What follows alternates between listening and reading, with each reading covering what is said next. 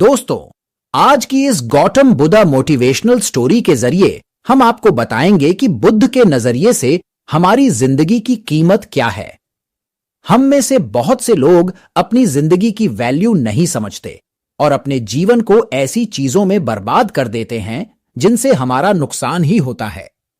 कुछ लोग अपनी जिंदगी शराब के पीछे बर्बाद कर देते हैं, तो कुछ लड़कियों के चक्कर में और कुछ अपनी सारी जिंदगी पैसा पैसा करके बर्बाद कर देते हैं। आज की इस बुद्धा स्टोरी के जरिए आप जानेंगे कि हमारी जिंदगी कितनी कीमती है और हमें अपनी इस कीमती जिंदगी को किस तरह जीना चाहिए। एक बार की बात है, गौतम बुद्ध अपने शिष्यों को जिंदगी से जुड़ी अच्छी बुरी चीजों का ज्ञान दे रहे थे। सभी शिष्य उनकी बातों को बहुत ध्यान से सुन रहे थे।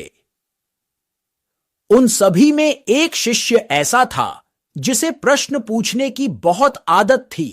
वो उठकर गौतम बुद्ध के पास गया और उनसे बोला, आप हमें जिंदगी के बारे में जो कुछ सिखा रहे हैं उस सब का क्या फायदा, क्योंकि हम में से बहुत से बच्चों को यह भी नहीं पता कि हमारे जीवन का मूल्य क्या है और ये जीवन हमारे लिए कितना कीमती है। पहले आप हमें ये बताइए कि इस जीवन का मूल्य। अपने शिष्य की बात सुनकर गौतम बुद्ध अपने कक्ष में गए और एक चमकता हुआ पत्थर का टुकड़ा लेकर आए। वो टुकड़ा उन्होंने अपने शिष्य को दिया और बोले, मैं तुम्हें इस जीवन का मूल्य तब बताऊंगा जब तुम इस पत्थर का सही मूल्य पता लगाकर आओगे। साथ ही यह ध्यान रखना कि तुम्हें यह पत्थर का टुकड़ा किसी को बेचना नहीं है। गौतम बुद्ध की बात मानकर वो शिष्य बाजार की तरफ चला गया।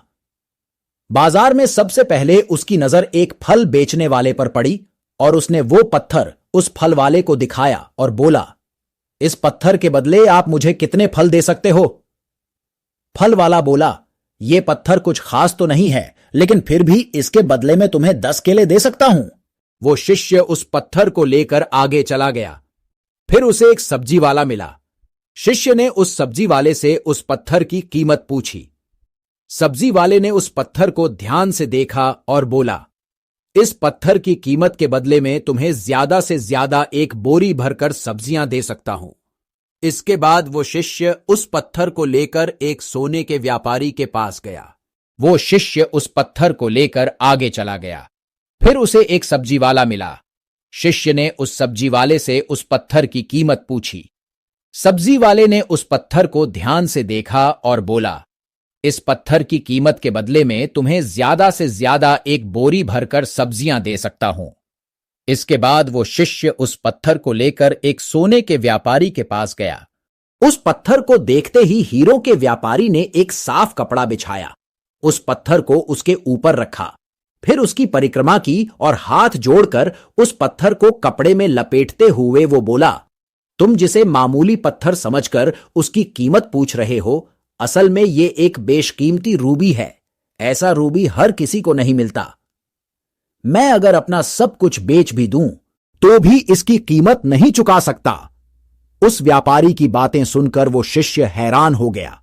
वो दौड़ा दौड़ा सीधा बुद्ध के पास आया और उन्हें उसने जो कुछ भी बाजार में हुआ वो सब बताया।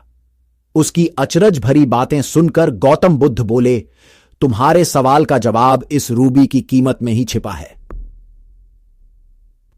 हमारा जीवन भी एक रूबी है, रूबी की तरह यह भी बेशकीमती है, लेकिन हम इस बात को हमेशा नजरअंदाज करते हैं और अपने जीवन का मूल्य नहीं समझते। हम दूसरों को देखकर और उनके जैसा जीवन जीने की कोशिश में अपने जीवन की कीमत को कम कर देते हैं। हम ये सोचते हैं कि हमारी जिंदगी की कीमत वही है जो दूसरे हमें बताते हैं, लेकिन ये बात हमेशा ध्यान रखना कि सामने वाला अपनी हैसियत, बुद्धि और अपनी समझ के हिसाब से तुम्हारी कीमत